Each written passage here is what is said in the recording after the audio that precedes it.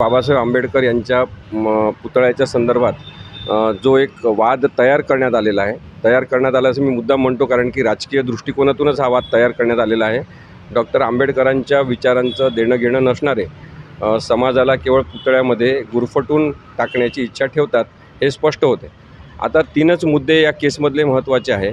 आज या केस संदर्भातला युक्तिवाद सुरू असताना न्यायाधीशांसमोर हे 3च मुद्दे महत्त्वाचे आहेत असं मांडण्यात आलं, परंतु कोणीही रिस्पॉन्डंटनी उत्तरं त्यांचे दिलेले नाही.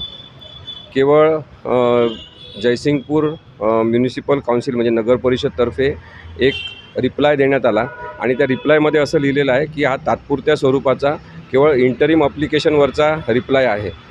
परंतु त्यांना आणखी डिटेल रिप्लाय द्यायचा आहे का अशी आम्ही विचारणा केली. त्यांनी सांगितलं आम्हाला कोणता रिप्लाय द्यायचा नाही आहे. दुसरा महत्त्वाचा मुद्दा याच्यामध्ये आहे की बाबासाहेब आंबेडकरांचा पुतळा हा सिलेक्ट करताना, पुतळ्याची जागा निवडताना GR नुसार ड्यू प्रोसेस झालेली आहे का, योग्य प्रक्रियेतून निर्णय घेण्यात आलेला आहे का, लोकसहभागातून घेण्यात आला आहे का, हा एक मुद्दा.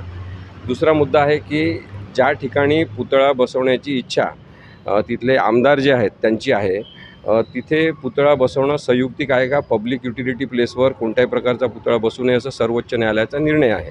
मग जयसिंग उद्यानाच्या जागेवर उद्यानाची जागा उद्ध्वस्त करून तिथे पुतळा उभा करणं हे योग्य आहे का, हा एक मुद्दा आहे. आणि मी जसं आधीपासून सांगतो आहे की बाबासाहेब आंबेडकरांच्या पुतळ्याला विरोध नाही, तर लोकेशनला विरोध असणारी याचिका आहे की या ठिकाणी करू नका, दुसऱ्या ठिकाणी करा. आणि मग दुसऱ्या ठिकाणी करताना तिथे MPSC UPSCची परीक्षा देणारी, स्पर्धा परीक्षेची तयारी करणारे जे दलित समाजातले, मागासवर्गीय समाजातले मुलं आहेत त्यांच्यासाठी एखादी लायब्ररी सुसज्ज असली पाहिजे, शांत जागा असली पाहिजे, कॉम्प्युटरची एक रूम असली पाहिजे, तिथे ते अभ्यास करू शकले पाहिजे.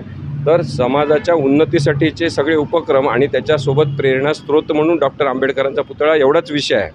पण राजकीय लोकांनी केवळ पुतळा हा विषय महत्त्वाचा केलेला आहे आणि हे षडयंत्र जोपर्यंत समाजातले लोक ओळखणार नाही तोपर्यंत त्यांना राजकारण याच्यातलं कळणार नाही, अशी माझी स्पष्ट भूमिका आहे. आणि त्यामुळे मुद्दा हा न्यायालयाच्या कक्षेत आता आहे. त्याच्यावर ते काय निर्णय घेणार ते ठरेल.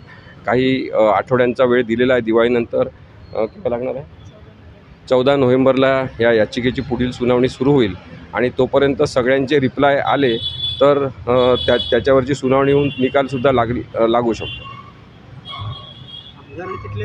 हे पण केले यड्रावकरांनी मोठं शक्ती प्रदर्शन थोडक्यात मिरवणूक काढली, शक्ती प्रदर्शन केलेलं. नाही बघा, आत्तापर्यंत असा आगमन सोहळा वगैरे असा फालतू स्वरूपाचा कार्यक्रम कधी नसायचा. म्हणजे पादुकांचं आगमन वगैरे असायचं. आता हे पुतळ्याचं आगमन असं काय आहे, म्हणजे तुम्ही सांगा अशी काही प्रक्रिया असते का? पण जातीमध्ये, समाजामध्ये ज्या व्यक्तीची प्रतिष्ठा आहे, मनामध्ये स्थान आहे, त्या डॉक्टर बाबासाहेब आंबेडकरांच्या त्या सगळ्या प्रतिष्ठेचं राजकारण करायचं, यासाठी जर कोणी काम करत असेल तर ते करू शकतात. कारण की ते त्यांच्या हातात सत्ता आहे, ते आमदार आहेत, त्यांच्याजवळ पैसा आहे, त्यांच्याजवळ काही लोकंसुद्धा त्यांनी जमा केलेले आहेत. म्हणून प्रश्न हा पुतळ्याचा नाही, केवळ प्रश्न हा विचारधारेचा आहे. आणि विचारांच्या संदर्भातले स्मारकं होणार का केवळ पुतळ्याच्या स्वरूपातले स्मारकं होणार, हे डॉक्टर बाबासाहेब आंबेडकर असले त्यांनी काय म्हटलं असतं, त्याचं उत्तर त्यांचं काय राहिलं असतं. तो तर बुद्धिमान माणूस होता. मग त्याच्याबद्दलचा विचार लोकांनी केला पाहिजे. याचिका नेमकी काय आहे, कुणी दाखल केली? याचिका जी आहे तिथल्या याचिका नाही, आपली आहे प्रेसवर. याचिका जी आहे ती तिथल्या दलित समाजाने दाखल केलेली आहे मुंबई उच्च न्यायालयामध्ये. कारण की प्रशासकीय अधिकारी, जिल्हाधिकाऱ्यांपासून तर तहसीलदारांपर्यंत हे सगळेजणं तिथले जे यड्रावकर हे आमदार आहेत, त्यांच्या निर्देशाखाली कोणत्याही प्रकारची पुतळ्याच्या संदर्भातली प्रक्रिया न पाळता पुतळा आगमन सोहळा करणं, पुतळ्याचा एक राजकीय बडेजाव निर्माण करणं आणि त्या नावाखाली जाती धर्मामध्ये एक कृत्रिम उत्साहाचं वातावरण निर्माण करून फार मोठं आपण काहीतरी कार्य करतो आहे असं जे दाखवत आहेत ते चुकीचं आहे. अशा प्रकारची याचिका आहे.